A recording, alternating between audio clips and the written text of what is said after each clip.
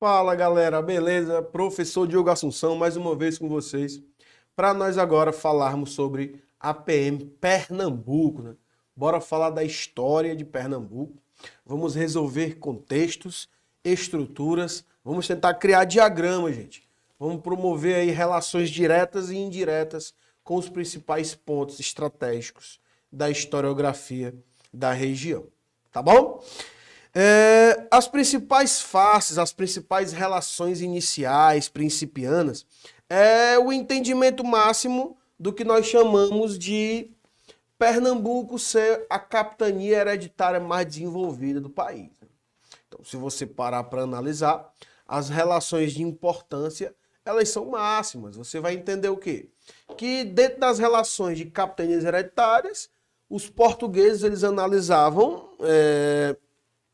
a visão de empresariado. Então, tu tinhas um contexto máximo, que é o que nós chamamos de intenção do europeu quando chegou aqui no Brasil.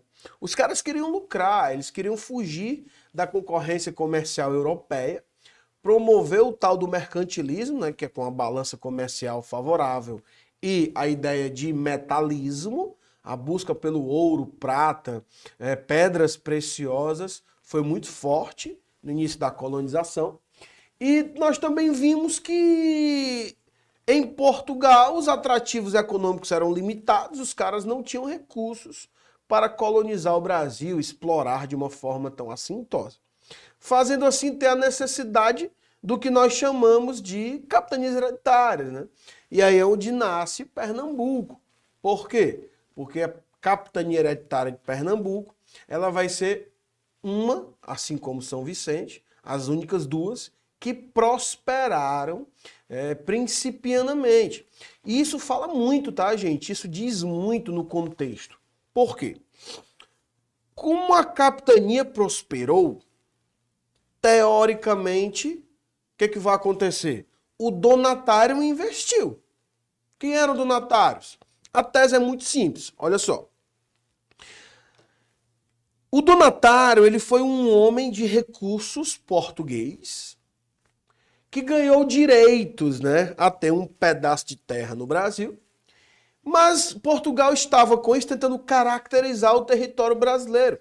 Então o donatário ele teria que promover o quê?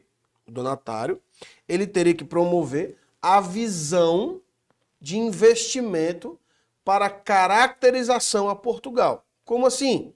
Olha só. Teria que vir para cá escravos, negros, africanos, para ser justamente a nossa mão de obra. Por quê? Porque era a mão de obra de Portugal, cara. Tinha que vir para cá o quê? Cana-de-açúcar, engenhos, canaviais, portos. Para quê? Para nós termos a relação portuguesa de matéria-prima. Junto com isso vai ter o quê? O jesuitismo, né? A ideia dos padres jesuítas na percepção máxima de catequização da sociedade. O que é isso? Eu vou ensinar para o povo colonial o idioma português e a religião católica. Eu vou civilizar essa galera para ter as mesmas características, os mesmos traços socio-religiosos, né? E aí tu vai entender o quê? Que a cana, os escravos e o jesuitismo é uma padronização que só foi dada de início, fervorosamente falando, em lugares que tinham atrativos econômicos, né? Então, você vai ver que a capitania que mais prosperou, Pernambuco. E Pernambuco vai estar contida justamente nessa necessidade. A capitania prosperou porque tinha muitos atrativos econômicos dentro do anseio principiano português. Necessidade inicial. Era uma região propícia ao que eles enxergavam para a diversidade econômica que seria trazida pelas capitanias hereditárias. Tá certo? Pernambuco, além de tudo isso, vai ser uma referência nacional. Por quê? O seu território, o seu solo, o seu litoral, o seu sertão. Nós vamos ter em Pernambuco a relação de ser açucareiro, escravocrata e desenvolvimentista no litoral, mas também ser desenvolvimentista próspero e expansionista no sertão. A pecuária pernambucana é que vai proporcionar, por exemplo, a pecuária do Rio Grande do Norte, a pecuária do Ceará. Os sertões cearenses vão ser formados por gados, comitivas e expansionismos pernambucanos. Paraíba. Paraíba. Poxa, o que é a Paraíba sem a evolução de Pernambuco? Eu falo Rio Grande do Norte e Ceará, já está um pouco mais distante. Mas e a Paraíba? A Paraíba é o quintal de Pernambuco, territorialmente falando, e o seu desenvolvimento é dado principalmente porque a Paraíba está colado com Pernambuco, que é quem tinha o princípio básico das evoluções de época, né? E aí entende, dentro desse conceito, tu tens o quê? Pernambuco se formando, se formatando como uma das sedes históricas do país. Quando tu fala de chegada dos portugueses, Pernambuco é referência. Quando tu fala de desenvolvimento da colônia, Pernambuco é referência. Capitanias hereditárias, poxa, escravidão, exportação, Pernambuco é referência. Quando tu fala de holandeses no Brasil, Pernambuco continua sendo referência. Quando tu fala do nascimento da cidade de Fortaleza, o forte Xodembó, um governador que vivia em Pernambuco. Quando tu fala de movimentos sociais, e aí, no século XVI, XVII, XVIII, XIX, XX, Pernambuco ainda é referência. O enredo, o contexto, a sensação dita na bandeira, cara. Dita na bandeira. O sentimento de justiça, da força, do homem brado, retumbante. Pernambuco, sim, é uma referência do separativismo, a relação de propagação de direitos sociais e civis, dos movimentos direta já, cara pintadas, resistência ao regimismo, resistência ao Estado Novo, resistência a vários princípios que sempre deflagraram a ideia de sociedades que eram mais fragilizadas ideologicamente. Pernambuco sempre foi a bandeira que foi balançada com relação ao que nós chamamos de resistência. Então, cada região do país tem o seu enredo, tem o seu contexto, mas Pernambuco tem que ser ovacionado. Quando você fala de monarquia, você fala de reis. Esses reis monárquicos, quando o Brasil passou a existir, no mundo eram reis absolutistas. O que é isso? Você vai ter a crise do sistema feudal na Europa.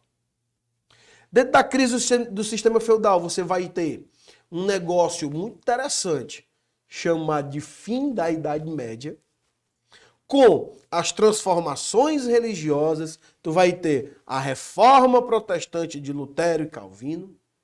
Tu vai ter o que nós chamamos de anglicanismo na Inglaterra. Tu vai ter a contra-reforma católica. O mundo vai viver artisticamente o seu renascimento cultural, o seu humanismo, a sua cientificidade. E nós vamos ter o nascimento desse negócio chamado de Idade Moderna. 400 anos de adaptação. O Brasil nasce nesse período. E é nesse período que os reis têm ascensão. A ascensão máxima dos reis faz eles terem o quê? O sentimento e a sensação de poder. Poxa, o rei é a própria lei. E por que eu tenho que entender isso para o meu concurso, professor? Porque o sentimento, a reação, a estrutura, a conjuntura dos movimentos sociopolíticos e econômicos de Pernambuco são no entorno, no envolta, no rejeitar essa estrutura que eu vos digo. Se o Brasil foi europeizado no seu processo de colonização, foi europeizado na tese e na base do que nós chamamos de anti-absolutismo. E quando eu junto monarquia e absolutismo, eu junto a tese e crio reis absolutistas. Precisa-se de muita coragem para bater de frente com um rei absolutista.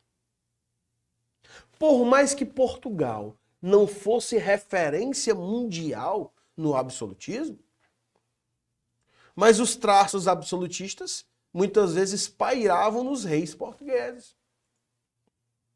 E o Brasil, por exemplo, vai passar por revoluções. A mais conhecida delas, para muitos a mais importante, para outros a única que saiu de motins, uma que aconteceu de verdade, que teve adesão de vários outros, hoje, estados, foi a Revolução Pernambucana, cara. E quando tu estuda a Revolução Pernambucana, tu estuda o quê?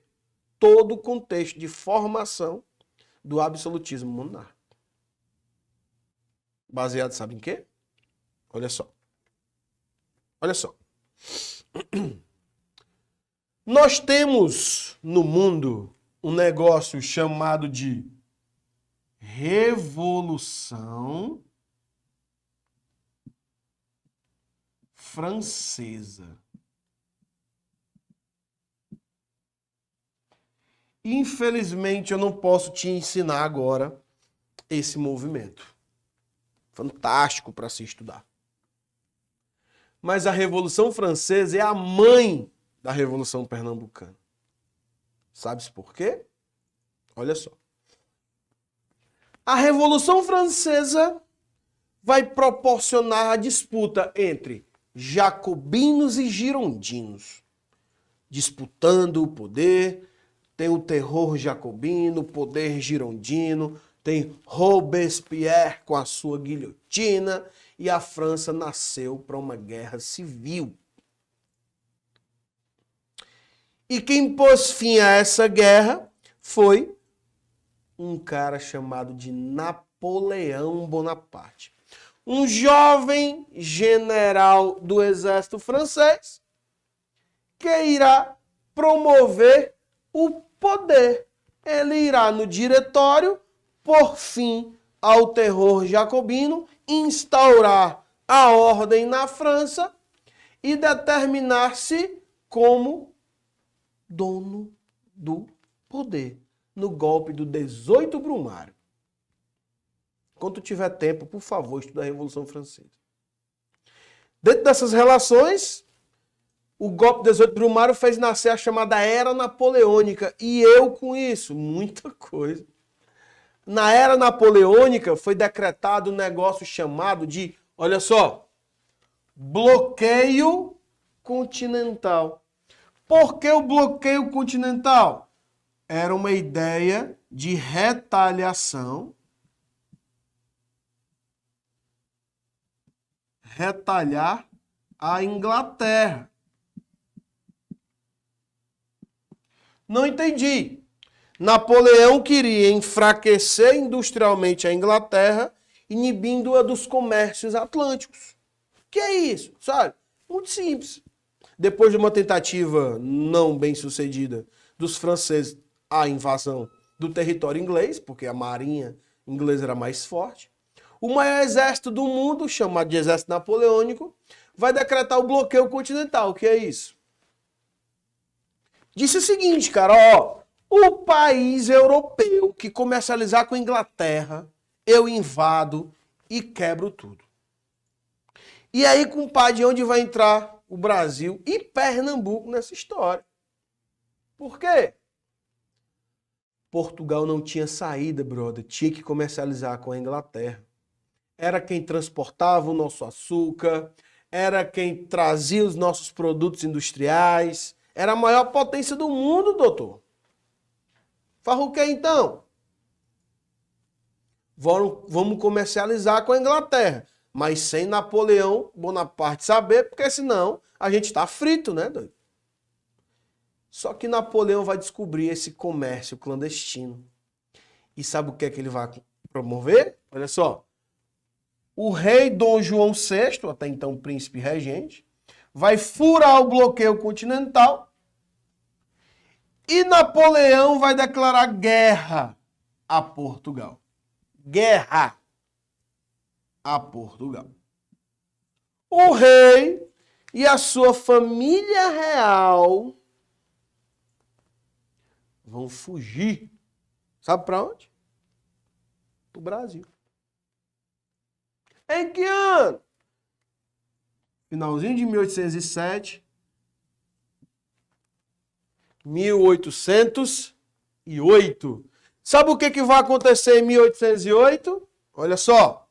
A fuga da família real e a abertura dos portos do Brasil. Muitos chamam isso de independência financeira do Brasil. E por que os portos tiveram que ser abertos e por que a família fugiu? Bora lá. Vocês lembram, quando vocês estudaram a história do Brasil, que em 1530, né, começou a colonização de fato, propriamente dita, 34 as capitanias hereditárias, né? E o Brasil passou a sofrer um negócio chamado de pacto colonial, que é o exclusivismo comercial a Portugal. O nome disso é o fechamento dos portos. Só quem poderia vir ao Brasil era Portugal. Agora não, o rei está aqui. Quero que você entenda que o pacto colonial ele é protecionista. Mas o rei de Portugal e do Brasil, né, que é colônia, ele está aqui, cara. Teoricamente, se o rei está aqui, o Brasil não precisa ser protegido com a presença real. E aí ele abre os portos. Segundo, nós vendíamos produtos e exportávamos para Portugal, que está em guerra. Então os compradores que compravam em Portugal agora vão ter que vir para o Brasil. E terceiro, abertura dos portos a nações amigas. A Inglaterra continuava promovendo a sua relação comercial e industrial nos portos brasileiros. Beleza? Então olha só. Dom João VI foge com quase 16 mil pessoas da família real. Abre os portos do Brasil. A nova capital já era o Rio de Janeiro. E nasce o chamado período joanino no Brasil. Período joanino, professor? O que é isso, mano? Voei, ó, buguei. Período em que Dom João VI está no Brasil. Simples. Joanino, João. Período em que Dom João VI está no Brasil. Período joanino. Vai promover o quê? A abertura dos portos. Quando eu estudo a Revolução Pernambucana, ela aconteceu em que ano? 1817, ó. Bem pertinho. Olha só. Bem pertinho, cara. Quem é o rei? Dom João VI. A Revolução Pernambucana acontece no período joanino.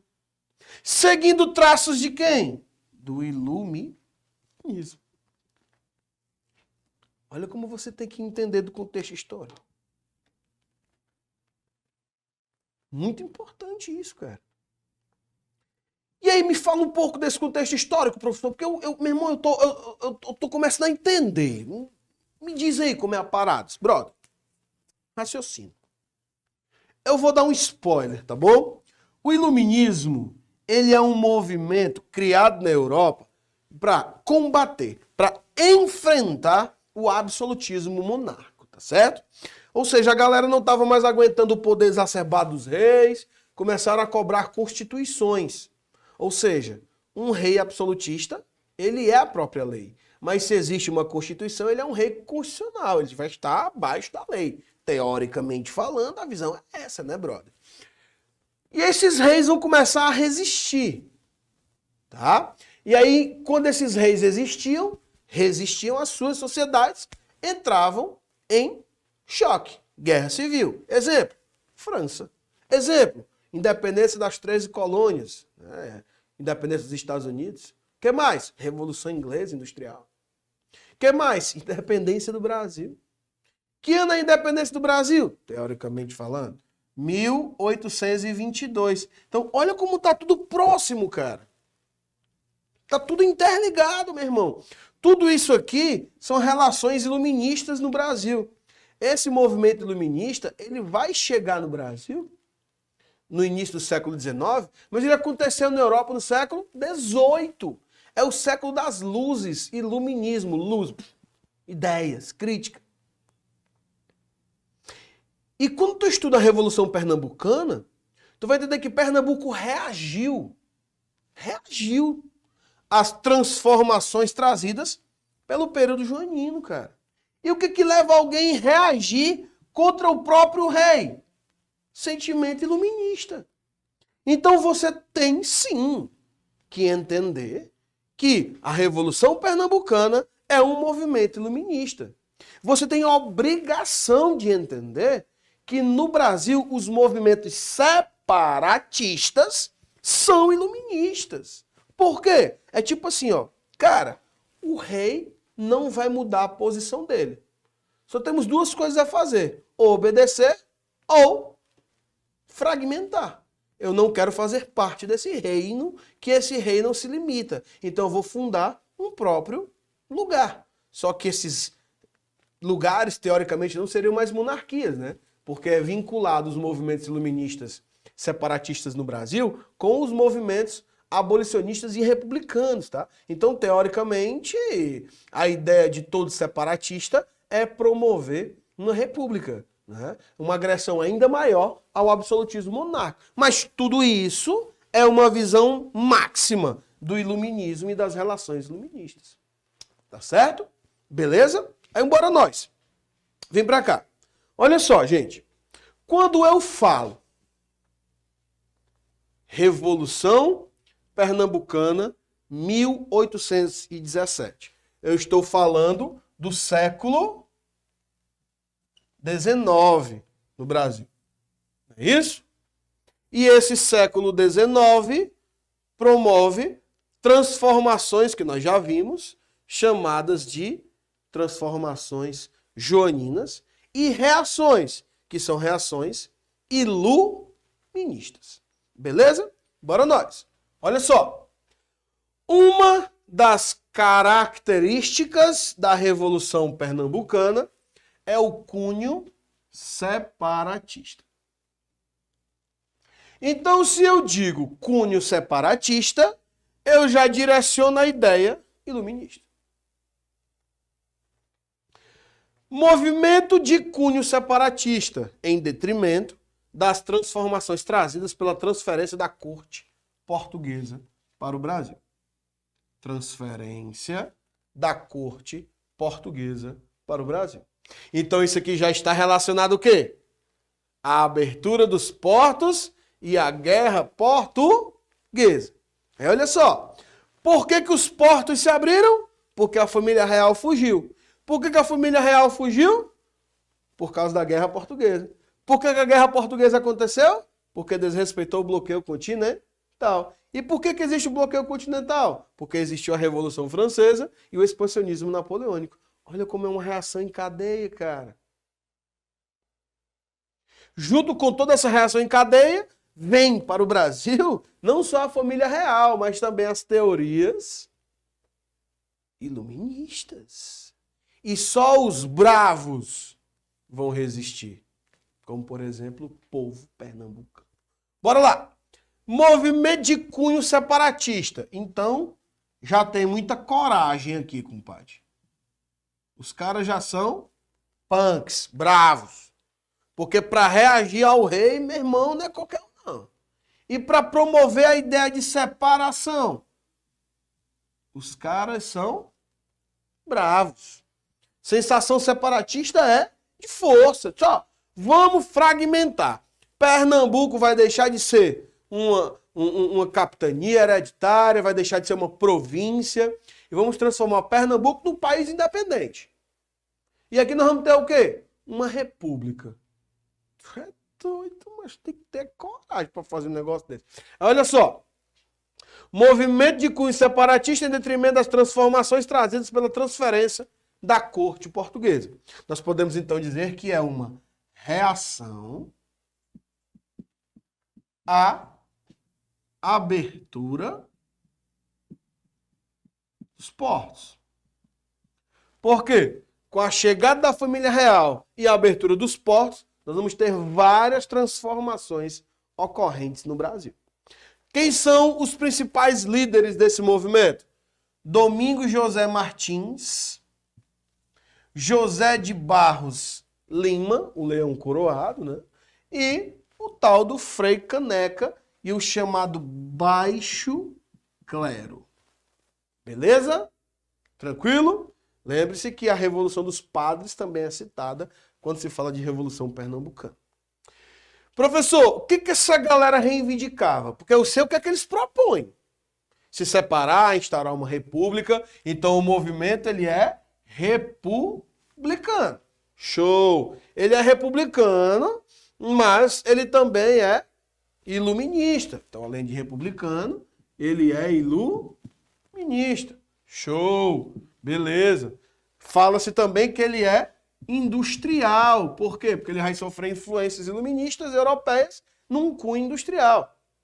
Nós também temos a ideia de ser separatista e promover a sensação de abolicionismo. Mas não relacione ainda o abolicionismo à Revolução Pernambucana. Ainda não.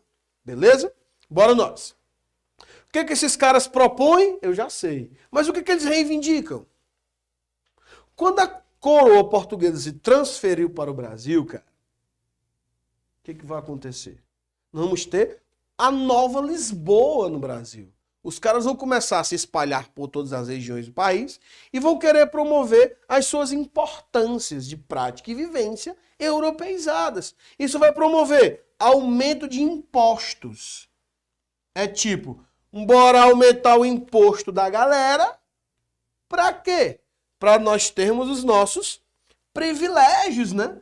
Ou seja, são gastos exagerados. Esses gastos são tratados como privilégios que a coroa portuguesa vai ter e que não vai ser aceito por pessoas, por exemplo, em Pernambuco. Esses caras, eles vão enxergar tudo isso como desperdício. O Brasil é ainda uma colônia em formatação, está tentando o seu desenvolvimento. Agora abrir os portos, estamos chegando aí para uma independência financeira. Os caras querem se tornar independentes de Portugal, os caras querem se separar, os caras querem se desvincular, promover novas estruturas, reivindicando gastos exagerados, aumento de imposto da corte, e, principalmente, ocupação de cargos públicos que eram para ser ocupados por brasileiros, vão ser ocupados por portugueses, numa sensação de nepotismo. E quando você estuda a bandeira de Pernambuco, uma das relações de existência é a ideia de justiça. Nasce o princípio de injustiça. Cargos públicos no Brasil ser ocupados por portugueses. Sem falar nas transformações que as fábricas traziam com a chegada delas, promovendo características distintas que levavam muitos lucros a Portugal no aumento desses impostos. Então, essas reivindicações, elas eram reivindicações quase sempre trabalhistas, sociais e econômicas, que vão gerar um cunho político dentro de uma visão ideológica. E esses líderes, meu filho, teoricamente vão ser condenados à morte. É o que se faz quando você, em tese, vai de contra a imposição do rei. E esse rei sendo absolutista, aí é que rola mesmo a ideia de deflagração e condenação de morte. Bora nós, vem aqui.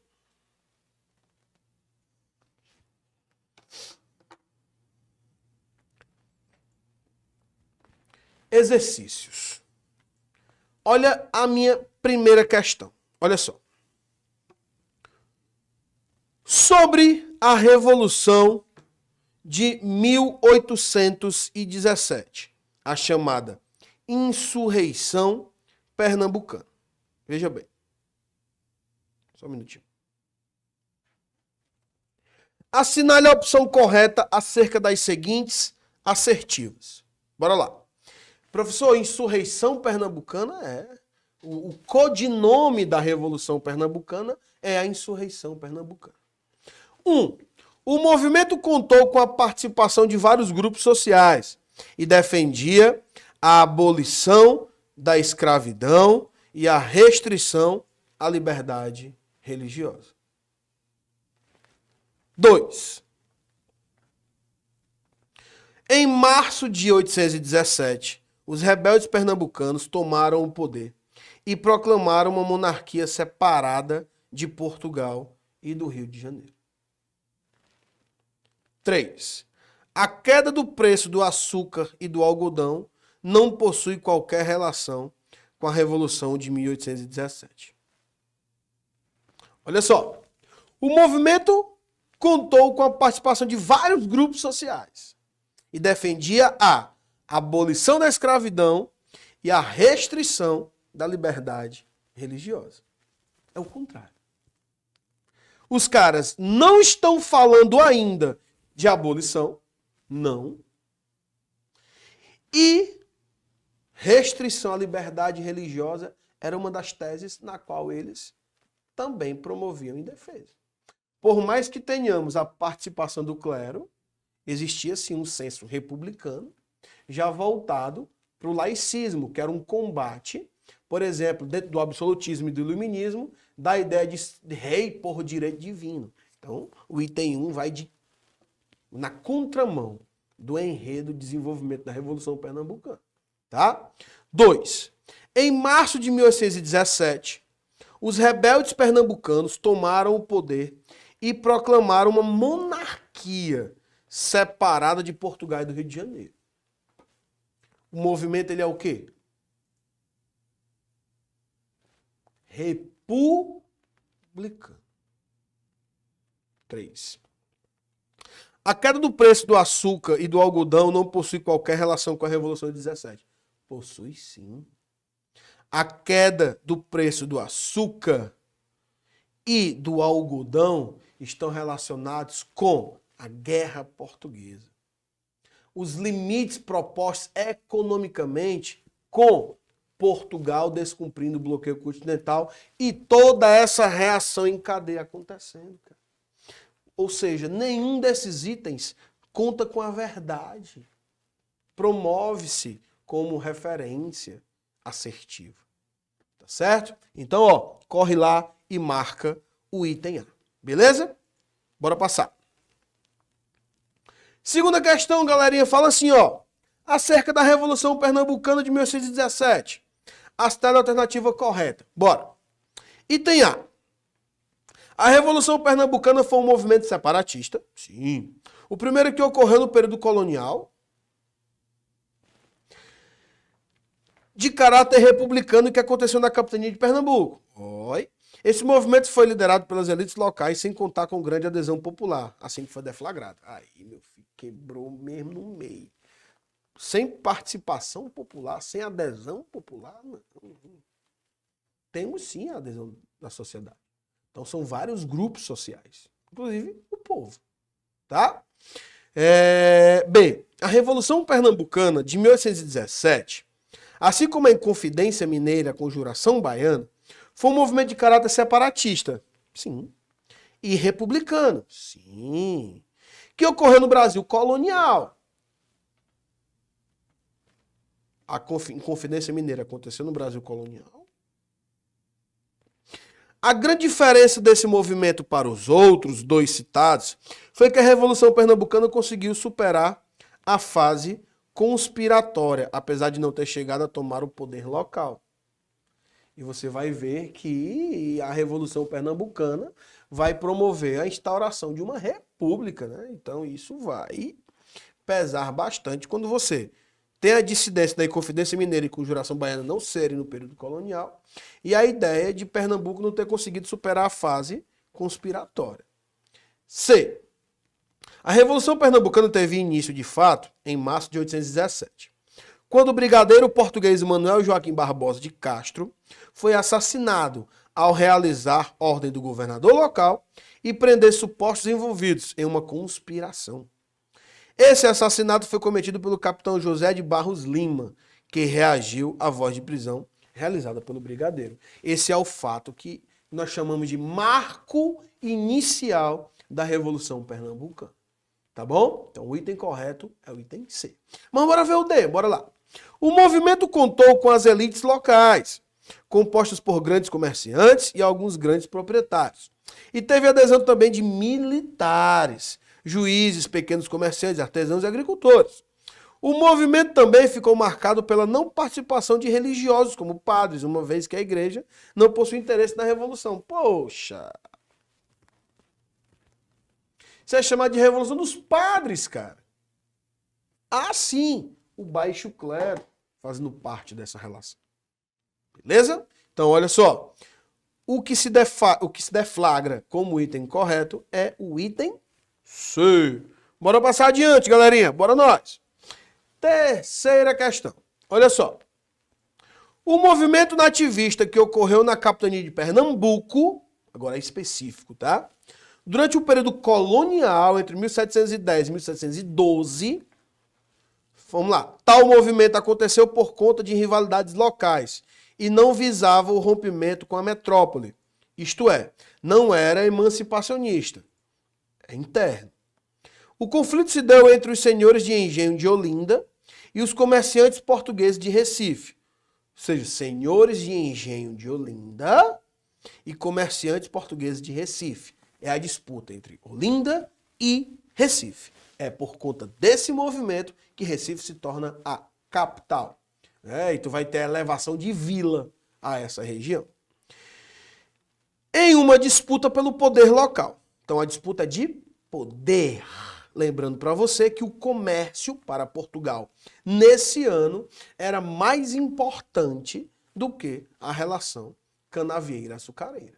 Então tu vai ter uma espécie de supervalorização a Recife do que a Olinda. Teoricamente, os comerciantes de Recife vão passar por uma tentativa de invasão, vai nascer uma guerra, teoricamente interna, que nós vamos chamar de Guerra dos Mascates. Por que eles eram mascates? Os mascates, cara, vai ser o nome pejorativo dado a eles, pelas relações econômicas que eles promoviam. Ou seja, para tu ter uma noção, os olindenses, cara, a galera de Olinda, ela tinha dívidas, por exemplo, com a coroa. Um comerciante de Recife poderia comprar a dívida e cobrar a dívida. Então, assim, é a própria coroa quem potencializa essa relação. E vai ficar essa disputa de poder interno, né, entre Olinda e Recife.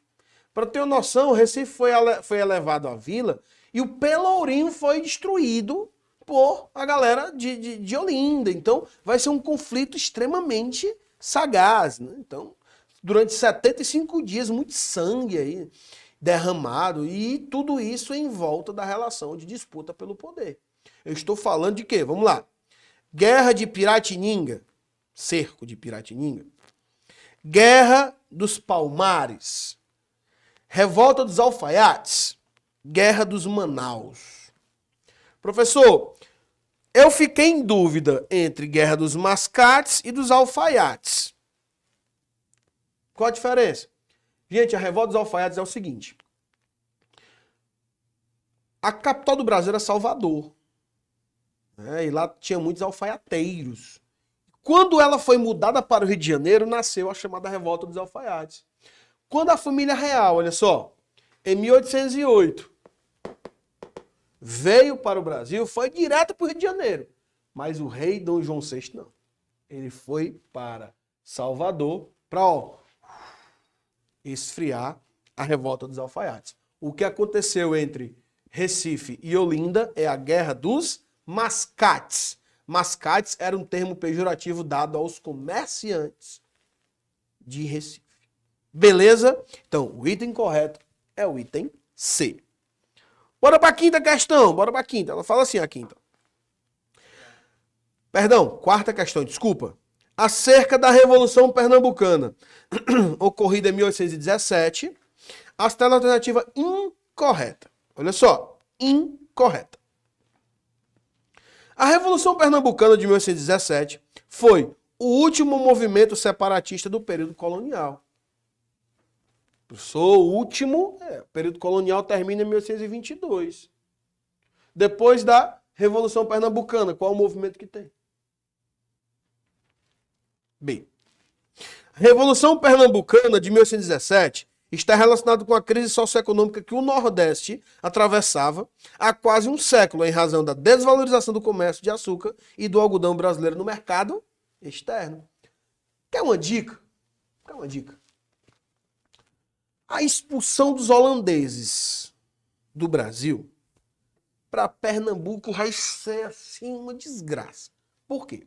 Quando os caras foram expulsos do Brasil, eles foram para as Antilhas, né, o Caribe, a atual América Central.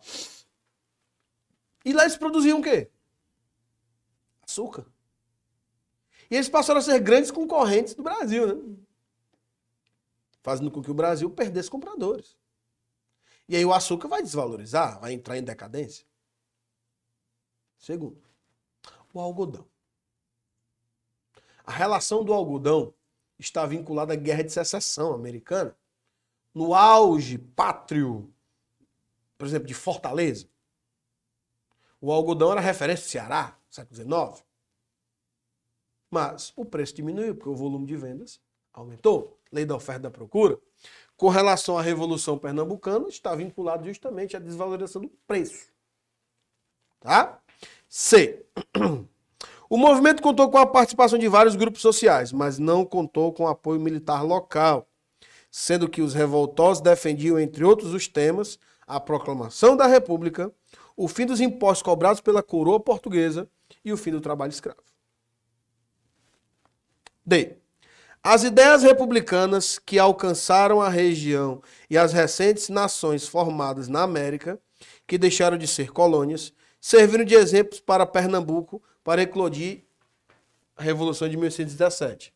Movimentos iluministas. E aí? A C está errada por quê? Porque não contou com apoio militar local? Contou sim. Sendo os revoltosos defendiam, entre outros temas, a proclamação da República,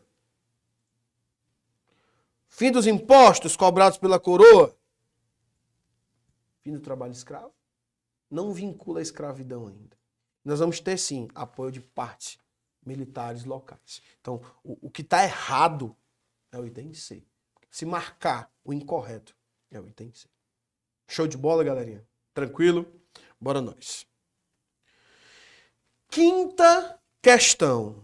Essa é assim... Eu escolhi. Só, eu vou botar uma específica, mas assim, para a galera se orientar. Aquela que vocês... Meu irmão, essa aqui tá pesada. Olha só. Quinta questão.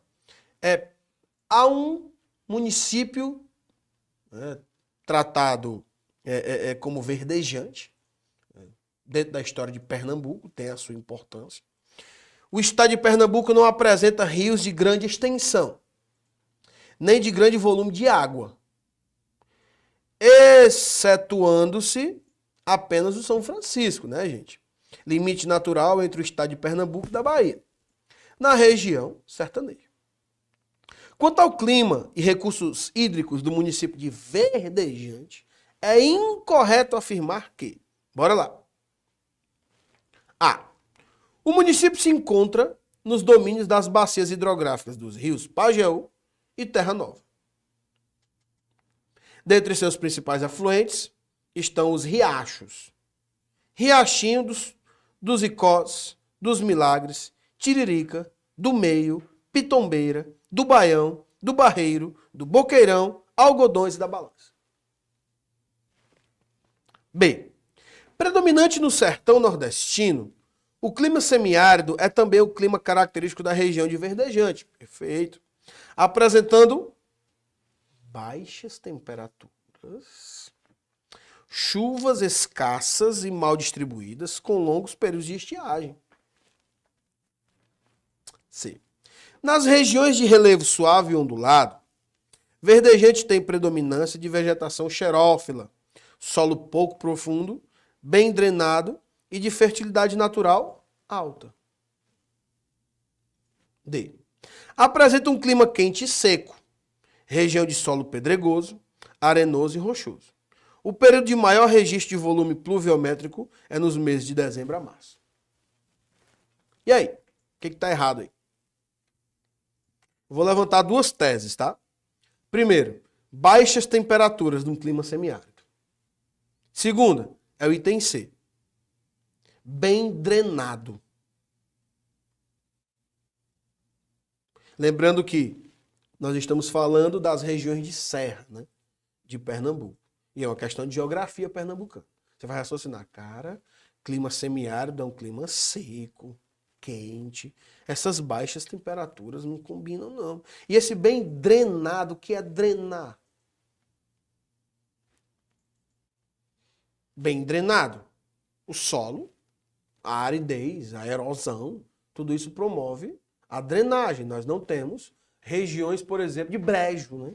Então, é o que coloca a ideia das baixas temperaturas como uma relação extremamente discursiva do item a ser marcado, que é o P. Tá bom? Todo o resto é características para você ver que na região de Pernambuco o semiárido ele é praticamente coletivo. Ele é comum a todos os seus distritos, as suas municipalidades. Beleza? Bora lá.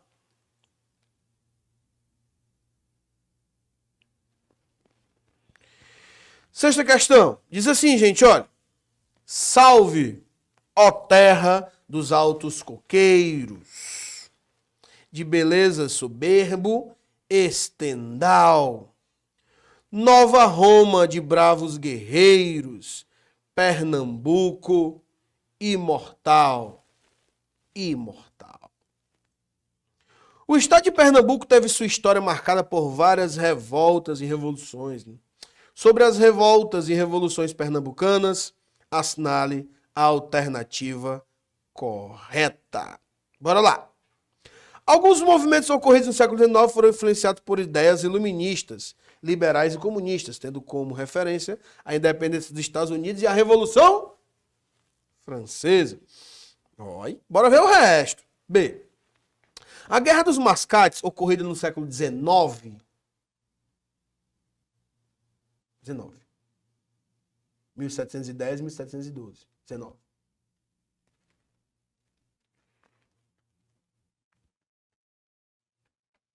(1710, 1712).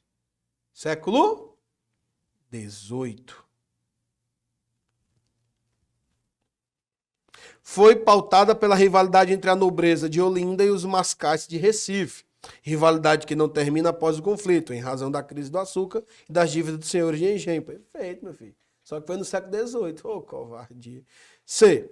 Os revolucionários pernambucanos de 1817 aboliram a escravidão e relativizaram a propriedade privada. Não, bebê, não. Eles nem aboliram a escravidão e nem relativizaram a propriedade privada, tá? D. No curso do processo da Revolução Pernambucana, o governo provisório conseguiu o apoio dos republicanos nos Estados Unidos, na Inglaterra e na Argentina. Foi um movimento local de cunho nacional. Teve efeitos no país, sim, mas apoio americano, inglês e argentino, fanista demais. A Guerra dos Mascates trouxe como algumas bandeiras o republicanismo, o federalismo e o antilusitanismo. Guerra dos Mascates é uma guerra por poder entre Olinda e Pernambuco. Se ele tivesse dado a Revolução Pernambucana, aí nós iríamos discutir até a alma. Mas a Guerra dos Mascates é concentrada. Beleza? Então, professor, eu marco o quê? Marcha o item A, mano. Olha, alguns movimentos ocorridos no século XIX foram influenciados por ideias iluministas, cara. E, meu irmão, Quais são essas ideias? Poxa, separativismo é uma delas. Liberalismo? Sim, me dá uma ideia de liberalismo. República.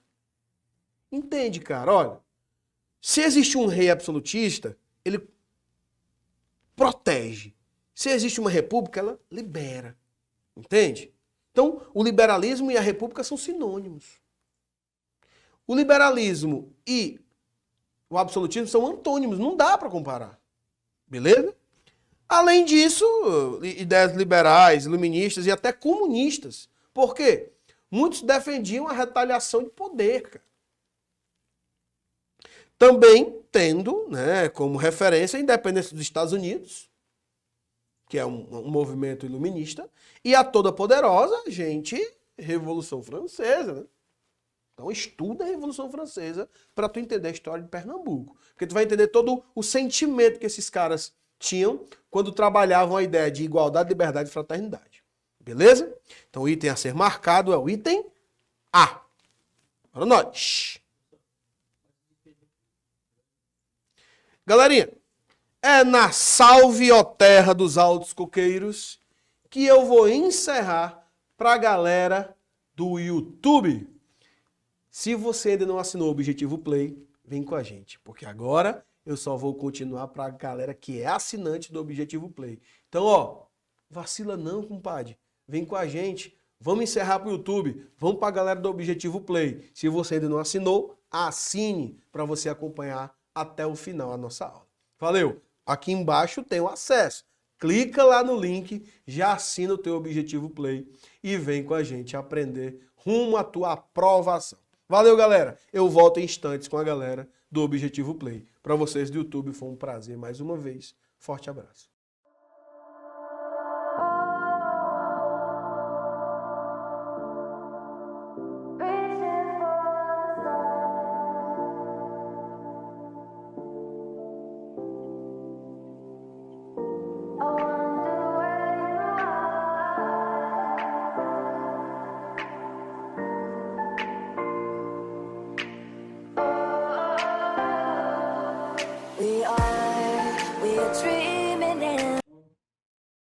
Fala, galera, Objetivo Play, bora continuar?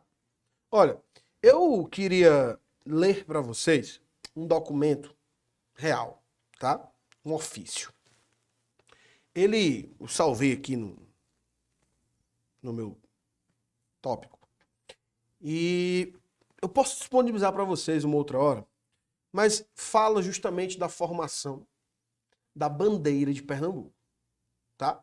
Então, eu quero que você entenda um enredo romantista em cima dessas imagens. Não se concentra só em informações básicas. Vamos romantizar, tá bom? Fala assim, olha só. A flâmula de Pernambuco surgiu antes da independência brasileira. Tá? Então, por exemplo, a bandeira do Brasil da independência é uma relação de proximidade com os ideais pernambucanos, mas não são os mesmos. Olha só. Foi concebida para ser a bandeira do Brasil sob um regime republicano de cunho liberal. Republicano de cunho liberal, ó. Republicano de cunho liberal. Tá bom? Vem comigo. Sob um regime, né, no pavilhão da efêmera republicana pernambucana de 1817. Então, todas as características da Revolução de 1817 promovem as relações da bandeira. Aí vem comigo. A cor azul da bandeira, acompanha, simbolizava o céu. Azul, o céu. A cor branca representava a nação, que se fundava em um desejo de paz. Então, a rebelião, chamamos ela de revolução ou insurreição, é como se fosse o calcanhar de Aquiles, né? É lutar para ter paz.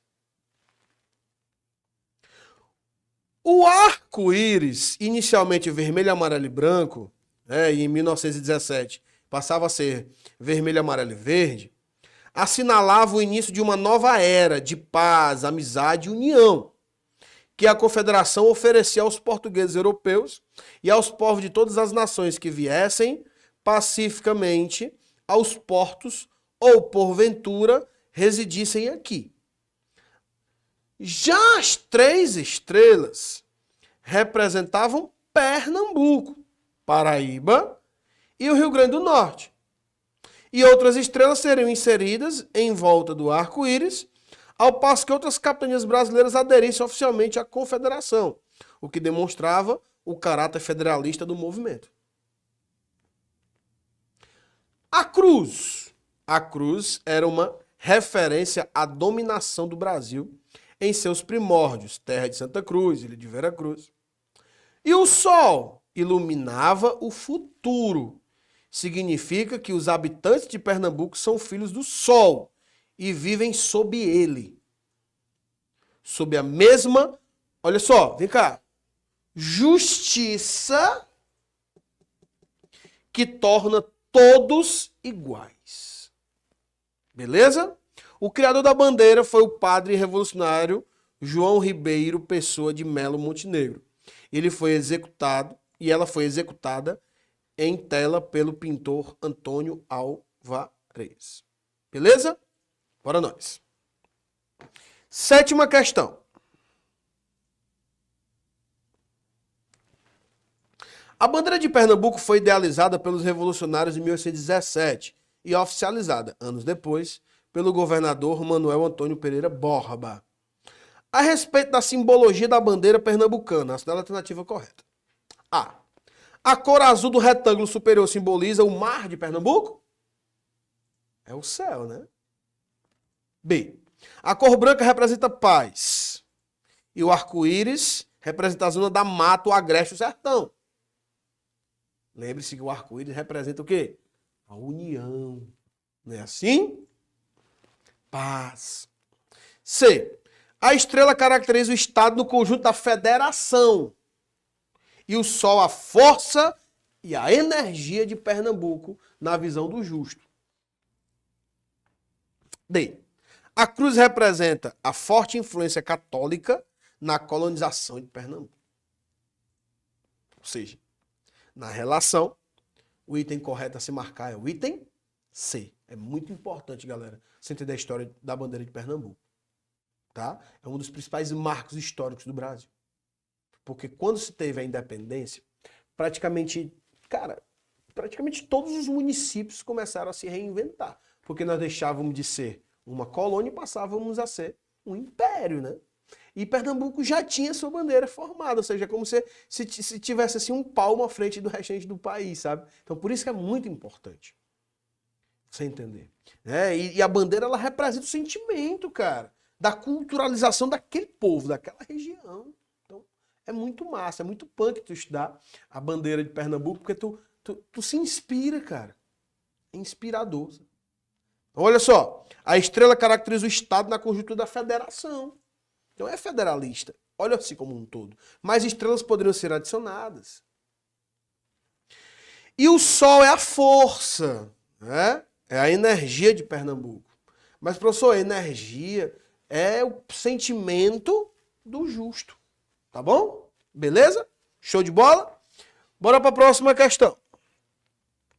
Olha só. 8ª questão. Fala. A Confederação do Equador foi um movimento de caráter separatista e republicano ocorrido na região nordeste do Brasil em 1824. Com início em Pernambuco, o movimento teve participação das camadas urbanas, elites regionais e intelectuais. Porém, contou com grande participação popular, que foi um dos principais diferenciais deste movimento. Um conflito político foi o estopim da revolta, pois a elite de Pernambuco havia escolhido um governador para a referida província. Em 1824, porém, Dom Pedro I indicou um governador de sua confiança. Diante dos fatos, quais alternativas abaixo contempla o nome do governador indicado pela elite e o nome indicado por Dom Pedro I? Qual é, galerinha? Vocês sabem? Manuel Carvalho de Paz Andrade era o líder indicado pela elite. E Francisco Paes Barreto, anote aí. Era o nome escolhido por Dom Pedro I. Ou seja, o item correto é o item B. Tranquilo? Show de bola? Manuel Carvalho, a galera da elite. E Paes Barreto, Dom Pedro I. Tem que seguir a sequência da pergunta. Tá bom?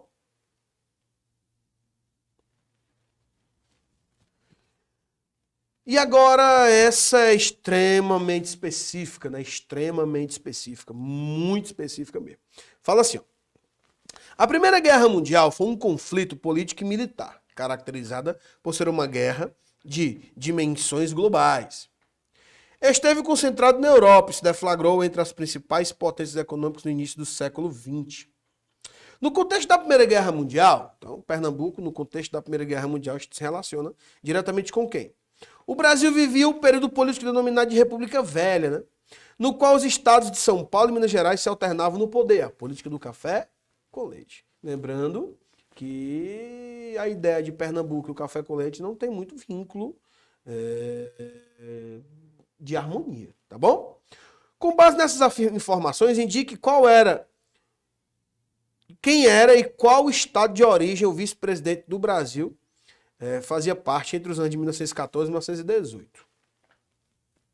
Venceslau Braz vai ser o presidente do Brasil de 14 a 18. E o vice dele vai ser o maranhense Urbano Santos. Urbano Santos hoje é até uma cidade do Maranhão. E o que isso tem a ver com Pernambuco? Tudo. Por quê? Venceslau Braz vai promover grandes transformações em Pernambuco, junto com o seu vice-presidente Urbano Santos. E a relação de Pernambuco e Maranhão vão existir desde o princípio da pecuária, charqueadas e caracterizações estrangeiras. Maranhão francês e Pernambuco holandês.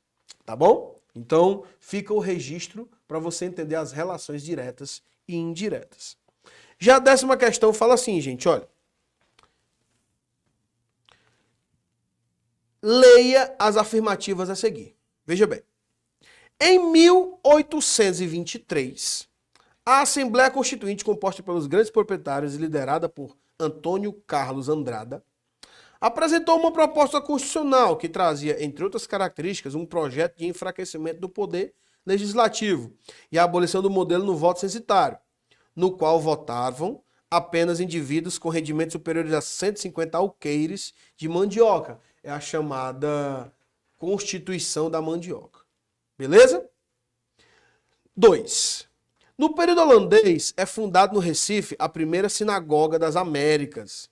Amante das artes, Maurício de Nassau tem na sua equipe inúmeros artistas, como Franz Post e Albert Eckhout, pioneiros na documentação visual da paisagem brasileira e do cotidiano dos seus habitantes.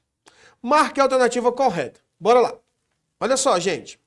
1823, Assembleia Constituinte do Brasil. Composta pelos grandes proprietários e liderados por Antônio Carlos Andrada, apresentou uma proposta constitucional que trazia, entre outras características, vamos lá, um projeto de enfraquecimento do poder legislativo e a abolição do modelo do voto censitário, no qual votavam apenas a galera que tinha os 150 alqueires. Bora lembrar de uma parada. Dom Pedro I vai fechar o Congresso e vai outorgar a Constituição. Ou seja, a Constituinte não valeu de nada. Alegava o quê, Dom Pedro? Alegava que era para benefício social, porque a galera estava entrando em guerra civil por causa dessas leis. Então o voto ele era censitário, sim. E segundo,